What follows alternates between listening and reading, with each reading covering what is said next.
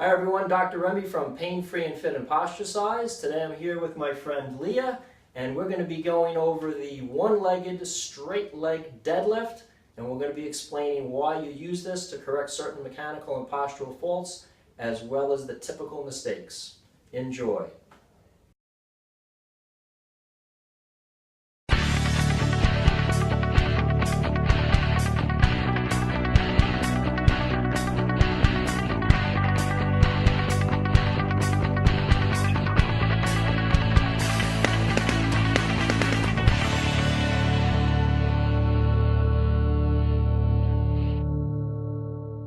So the one-legged straight-legged deadlift is fantastic to stretch and strengthen the hamstrings, to wake up the posterior chain, including the glute muscle, glute max, hamstring, calf, and erector spinae.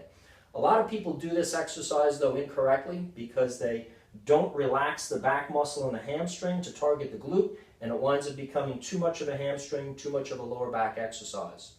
The other reason we use this is to correct hip hiking. On a one-legged stance, the hip, if Leah stands on her right leg, her hip has a tendency to hike up and her ribs will have a tendency to lean down. So this is, again, one of the corrections we're going to use. You can stand on both legs again while we do this exercise. If you have not yet done a body analysis to figure out where your posture and mechanical issues are, now is the time to do that. You can find that at the Pain Free and Fit or Posture Size website. Because if you're not knowing where your hip alignment is, where your tendencies to rotate your lower leg are, where your tendencies to have low back weakness or gluteal inhibition or hip abductor inhibition, if you're not aware of these things and able to correct them before you do this exercise, you'll only be strengthening dysfunction. That'll open the door for pain and injury. So, Leah, let's begin by standing on the right leg. We're going to make sure all four corners of the feet are balanced, the two back parts of the heel and the four corners of the forefoot. Her hip will be pushed down and her rib up, so she's standing as tall as she can. And to release the hamstring so it doesn't overcontract, she's going to tense her thigh, her quad muscle. That's going to engage the quad, release a little inhibition from the hamstring, and she's going to maintain a little tail under position or tension to release the tension in her lower back erector spinae muscles. As she does this and holds her core, lower tummy in, ready for a punch, she's going to rotate her whole body forward from the hip joint, her upper body, so nothing's changing in here, making sure she's keeping her hip down and level and her rib up, and then squeezing the buttock to come back up to a normal stance. Her range of motion is limited by whatever she feels in terms of a tolerable stretch in the hamstring. Again, we'll go forward.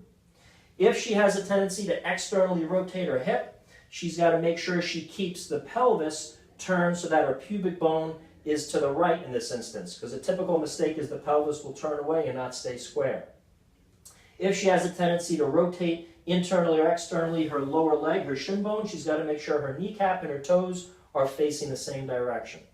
Again, rotating forward on the inhale, and then exhaling by clenching the buttock and coming up. She's maintaining all her unique RPI or corrections with rib up, hip down as she does this.